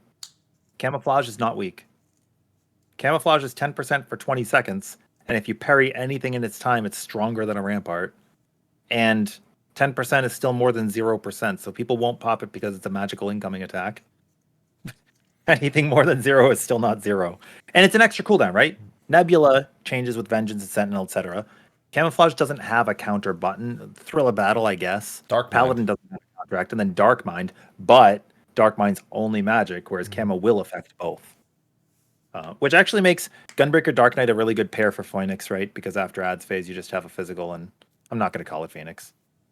No, Phoenix is right. I'm from New Jersey. That's correct. Yeah. It makes them really good for Gunbreaker to be set up as the main tank and Dark Knight to be set up as the off tank in that fight. Yeah. Some unique advantages. Well, I'm sure it feels good to get all that off your chest about Gunbreaker. Articarnum good, Bolide good. Bolide too strong. Yeah. Increasing the duration and making everything blanket, I think Bolide's too strong personally. Do you think Living Dead's going to go down to 4 minutes and Holmgang's going to go up to 5? I've been saying that since the Media Tour. I said there's no reason why they should both be the same button, with one just being worse and have it be the longer recast. That Warrior already has all the advantages. Don't you dare say that. Go down to 3 minutes again for home game. You know what? We'll delete TBN when you use Blood Weapon. Every GCD you use just accumulates a shield on you for the potency of the damage you dealt. And then you'll miss one GCD. Why does that actually sound good? Then you miss one extra GCD, and you're like, guess that's just damage I don't mitigate. And then they bring Blood Price back to pop the shield as a I'm heal. telling you, bring it back. I'm not even kidding. Here's what I said. If you want him to feel better in dungeons, just give him Blood Price, but make it be HP as well. And just you pop it in a dungeon, and then it's like Vengeance, but for your own HP. Yep. Telling you. Give it back. And then give us back Butcher's Block also, because I want the animation. And Wide Volley. There's so many buttons I want back. I want back. They are beautiful. I want it back, just because I like looking at it. Instead, we got like Inner Chaos. It's like, boom. I want Old Overpower back too. I want the I think that covers all of the tanks at that point, doesn't it? Unless you want to talk about does. Dragoon again, but I think we covered that already. Our Dragoon's really good. Yeah. It's a good tank. No, they're all feeling pretty nice. I think as far as like pairing them together, is Zeph on Paladin yet? Yeah, he after a couple more weeks, he went back to abandoning his warrior weapon. Fucking Zeph. I don't know if there's a king pair right now. Is it not Like Dark Knight, Gunbreaker, Dark Knight Windbreaker? deal the most damage. Yeah. Well, they deal them. Yeah, deal the most damage. But warrior in a party finder setting is going to provide, I think, the most bang for your buck. It's definitely the most friendly for not knowing what your healers are going to do or anything like that. It's so strong. And Shake It Off is really powerful because they actually gave us physical raid wads. They took away the Proteans and they gave us physical raid wads. That was a big surprise. Well, that does cover all the tanks. Again, Sly, thank you for putting together the show notes. Rin didn't need them, it would seem. He was ready to go with every topic. He answered all of my fucking questions before I even got to him. So I'm like, well, damn. Okay. Happy didn't tell me I was going to be on the show, and Sly didn't tell me what the show was going to be about. So I was like, You didn't tell him it was a tank show? You just asked him? Do you want to know how I found out, Happy? You went tweeted along. last night. Yeah. You just assumed he would know it was a tank show, Sly? I'm a tank. I mean, That's what I'm known for. he does dabble. He does dabble a little bit in it. True. Worked out, I suppose. But I'm glad you found out through me, I guess, still somehow. All right. Well, that does cover the tanks. But before we wrap things up, I want to do a wish list for tonight's live letter. Now, Oh boy. I would like to remind everyone. Not 6.1 This is live letter. not a 6.1. Dude, I went through my tweets and the number of people who are disappointed to have learned that is very, very high. Yeah.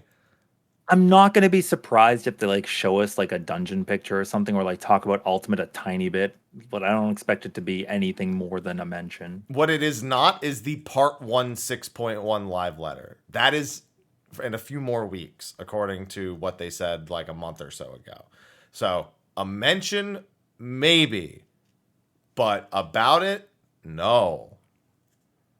And it's just, that's it. Some people are hoping, yeah, but so because it's not about 6.1, that makes it a much more ambiguous and kind of difficult to predict live letter. So what is one thing you want out of the live letter, knowing that it's about the next 10-year roadmap and technically Endwalker MSQ? They're going to be answering questions that people have about that. What is the thing you want out of the live letter? I want to know. This is not going to happen, but I would want to know if like they kind of teased other shard travel, right? But I don't think they'll touch upon whether or not something like Strangers of Paradise or Final Fantasy 16 would be related to the 14 universe. But it would be really cool. That would be really cool. As far as like non-MSQ related things, as far as the next 10 years go, I would want to. So there was something we were encouraged to talk about, if you remember, and they haven't really publicly talked about it yet, but we were told to kind of like mention it. The state of solo play. Remember they said that eventually they would like it if people could do raids by themselves. with like a trust system. So I'm wondering if they'll touch upon working on that engine and having like 8-player dungeons. I think that would be neat to hear about. I think it would make a lot of people happy, because whether people have social anxiety or whether they just want to be Mr. Happy, it'd be something. Just put 7 of May. Just put all the trust. Just it'll be 7 of May, and they'll all have voice lines, and they'll all say, "Hey guys, Mr. Happy," or like, "My turn." That's my turn right there. Is the generator on it? It's just a sequential number. Yes. It's like Mr. Happy 1228, etc. all the way up. Yeah. Well, as soon as it gets to 6969, that person's just going to stop playing and just cherish their character. Oh, sequential for everybody. I thought you meant in just that one. For everybody. For everybody. I mean, I want to know what our plans are, since we've effectively disbanded the Scions of the Seventh Dawn too, right? Right. It's like, don't tell anybody, but we still meet on Sundays. I'd be interested to hear about that, and if there's any, there's a lot they could touch on, right? Like for all we know, they could give us a deep dungeon system where we enter one of the areas. Emmett Selk was like, "Why didn't you go here?" And now we have an instanced area like Zadnor or Bostra where we just go to Gongos, and now we're there. Like, it might not even be the moon or whatever. Deep dungeon could literally just be, "Why didn't you guys go underwater to this place?" And we're like, "All right, let's fucking go." Those are things I'd like to hear about. And I mean, I guess my eyes are a little bit more short-sighted, since I am eagerly awaiting Dragon Song War. Are you in the tinfoil? Any of the tinfoil hat crews about that? Where we think it's going to get canceled or something? Canceled, delayed, still level 80. That's one. They see when I read about that, I'm like, there's no way. There's no way. It could no possible way, right? No way. I don't know, man. I'm hoping that maybe they'll discuss changes to gearing, because as they release more jobs, it's just going to be more difficult, right? I don't think our tomes need to be as frugal as they are currently. They got rid of belts, cool. But how many people? I think 100% of everybody needed 7 weeks of alt rating to get enough twines and coats. And that's alt rating. We're done without any alt rating next week on week 8. Oh, well, you're going to spend pages on them, right? Yeah, I got nothing else to spend them on. That's true. I also don't really give a shit, because you have 2 weeks in 6.1 before Ultimate comes out. You're going to do the 24-man and hunts. Yeah, and so I'm like, I never really give a shit about coats and twines, to be honest. I'm like, I think biggest issue there would be if your melee plans on playing like Dragoon, Samurai, and Ninja, for example. Yeah, that's an issue all in and of itself. Is being an Omni melee is nigh impossible. Yeah, it's not good. Or being an Omni caster, I mean, different castings, like really can't play Red Mage and Black Mage. You can play Black Mage and Summoner together, but not Red Mage, Black Mage. Melds are annoyingly different. Because of spell speed? Yeah. Even if you go crit Black Mage, it's still kind of like not exactly what you want, because then you don't want to be crit Summoner. So. Right. Yeah. I think people actually shied away from crit Black Mage and T-Prog too, because they'd accidentally kill their doll. Yup. I was low crit and I've killed a doll a few times. I was like, yeah, I barely have any chance. Oh, fuck me. What are the odds that I press this? What are the dude? I mean, every time, like, it has 26% HP, and I wish I'd casted something else, so I'll just cast this. And it's dead.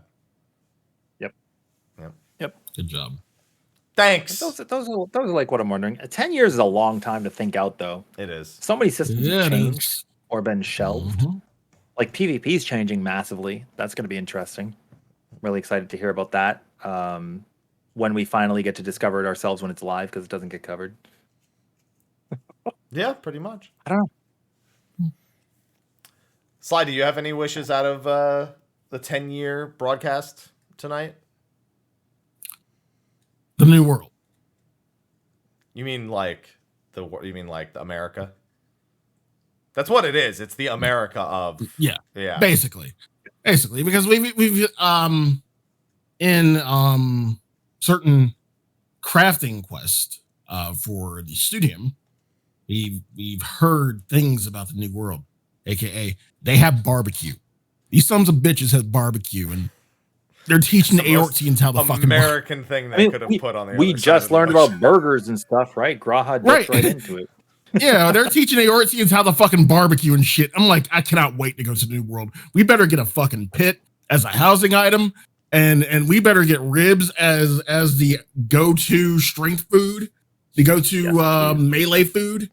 Let's fucking go, boys. You know, forget the other shards. You're probably right. They did just give us a pizza emote. So, like, what's more American than give us a strong word when it comes to referring to that pizza emote. They let us know it exists.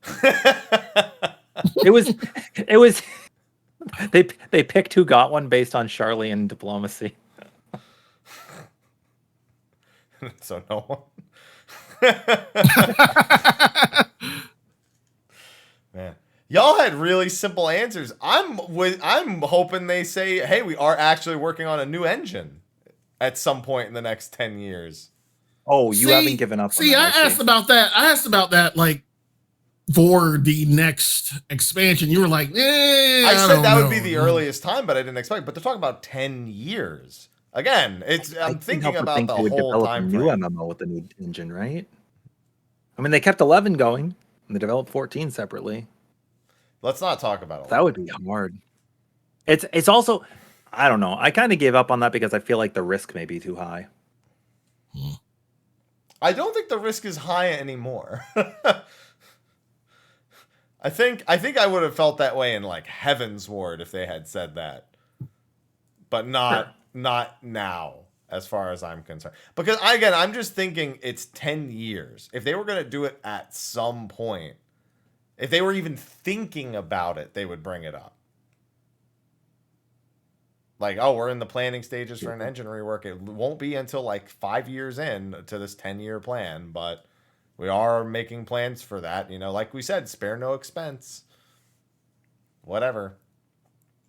So, and then what else? I was also I think they're going to update on the train. We already know when data center like travel is coming. I think they'll just mention it again.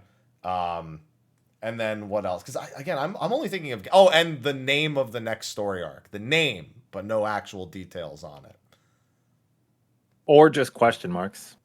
I swear to fucking God, if they just give me a bunch of circles on a screen and say the next circles story and arc, triangles, the next story arc is called Circle, Circle, Circle, Circle, Circle, Circle, Circle. We can't wait for you to find out. Fucking. Please look forward to it. Like, maybe news about a rework to their social systems. With data center travel, like their link shells are going to need something, right? Or they're just going to be broken, can't use them. No, they already said you can't use them. Yeah, they already said social features don't work. So bad. Yeah, it is. It really is. I use it exclusively for people I need to trade with and send mail. The worst is when you have 200 friends and you want to delete one, and you got to wait till all 200 load. Then the list sorts itself. Then you find it. Then you delete it, and then you have to wait until it populates to 199 before it actually is deleted. Mm-hmm. You know, I gave Sebi a friend request recently when I was on my Crystal alt, and he accepted it. But because he didn't wait for it to reload the friends list and then organize it and put me on the list, it just kept not adding. Yep. Yeah. Oh, I'm very aware of all of this of the problems with that fucking thing.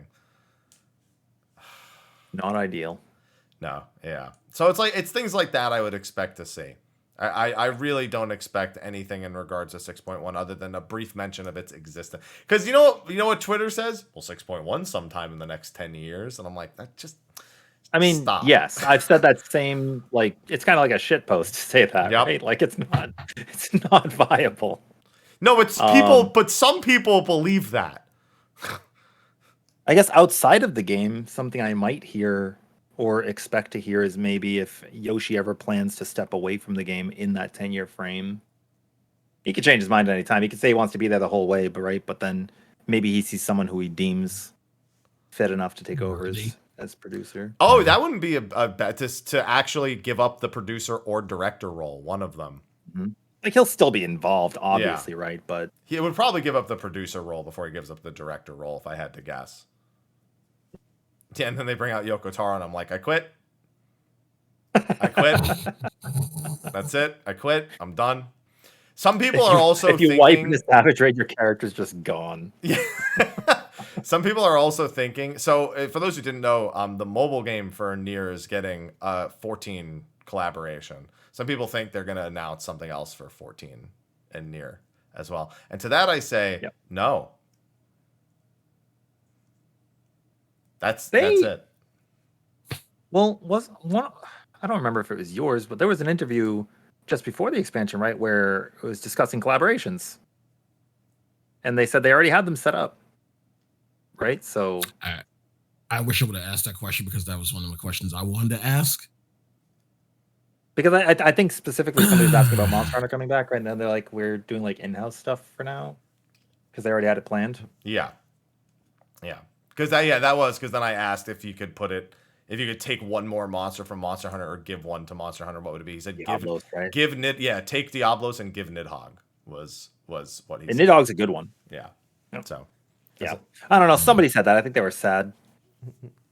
Yeah. No, I'm happy. That's my name. Anyway. Slide, don't give me the look. Don't give me the look. He has said happy so many times. I hated that so hard. Yeah, he's done it unintentionally, and I've held back the whole show. Yes, there was also the mention of potentially trying to get the Garo collaboration back. That was one. A lot of people want that now if they're playing and they think it's unfair. Yeah, so that is another one that they had mentioned that they know people really want to get back. That was more of a we'll see. Like there was no real hard committal to getting it back. But anyway, get an announcement. I don't know. I can't think of anything else that would be big and surprising. Just things we might expect. Yeah. And Endwalker MSQ questions. I'm actually really looking forward to that because this whole thing is translated. By the way, I believe is translating the whole thing as well. So don't forget. Translated and encouraged for us to restream, right? I think. Yeah, you can restream it, co-stream it, all that shit. Yeah, which we will be. Well, State of the Realm's not. We've learned our fucking lesson at this point. Sly and I discussed this. We've learned our fucking lesson about doing this. Like it needs to be. He's learned his lesson. I'm fine. I've been fine. The past two ones where everybody was dead and delirious. I've been fine. Mr. Byrne even asked me. He was like, "Are you doing anything?" And I was like, "I don't want to. I don't mind like streaming with some friends, but I don't want to do State of the Realm." Yeah. That's too much committal because then everyone's like, no one wants to leave early if they're in the middle of State of the Realm. So I'm like, no, this is not fucking doing it. No, it's not chat's fault. The last two were 6 hours. I heard it's chat's fault. Yeah, I guess it could be chat's fault. It's chat's fault most of the time. It's fine. Yeah, but that's what we have to look forward to in about 4 hours. So you'll be doing a watch party? I will be. Happy? Yeah. I will be doing a watch party for anyone. I may be joined by Rich, but we don't know. No, we don't know it's yet. so. Yeah. It depends on if he wakes up in time, and that's not a gamble I'm willing to take. You should just find a screen cap of when he was sleeping and just put that next to you. You like detach it like a South Park head and make him talk. If I had more time in the afternoon this afternoon, I don't. But maybe if I had that. Oh, yeah, hey, look, Booba. I don't. Scott. Oh, man. Hey, he didn't ghost Frosty. He showed up, and then Frosty's podcast broke because his internet broke. So his internet also ghosted him. So it was cursed day. It's fine. But anyway, thanks again for joining us today to talk about the tanks, Ren. Pleasure. Yeah, you doing this and like the sign of victory pretty much describes the entire Gunbreaker section. Yes. Yeah. I made it. I got through. We did it. We did it. There we go. Oh man. But yes, thank you so much for doing this. Next week, everyone watching, again, we will be doing a show going over this live letter. That is next week's show. So please be on the lookout for that. I think I know who I'm going to ask to be on that show, but we'll see. Have some plans. And then we have 2 more class-related shows. We should be getting another live letter in March as well. So those are looking like some of the topics. And then we'd also like to do a For Fun Party Finder-related episode. So those are just some of the ideas coming down the pipeline at the current time. So with that, let's sign off. Rin, tell everyone where they can find you at. Hey everybody, you can find me at twitch.tv/MrHappy1227 right now on State of the Realm, or in the past. Half of that statement was actually 16. Jesus Christ. You can find me at RinKarigani on Twitch, on YouTube, and on Twitter. I do a lot of questions, teaching stuff. If you find me in the balance, I'm a tank mentor there. You find me in Face Temperance or with Icy Veins content. And generally, you'll just see me teaching people late nights. I work with Todd a lot. So we do, Llama Todd and I do a lot of teaching on all the NA data centers, and we're slowly working on our alts for other places too. I tank. You do be tanking. Yeah, I dabble, but you tank. Listen, I tanked P1S in a party finder where the warrior didn't know what provoke was. That was fun. Maybe we'll do a collaboration to get through some of these savages that we can't solo.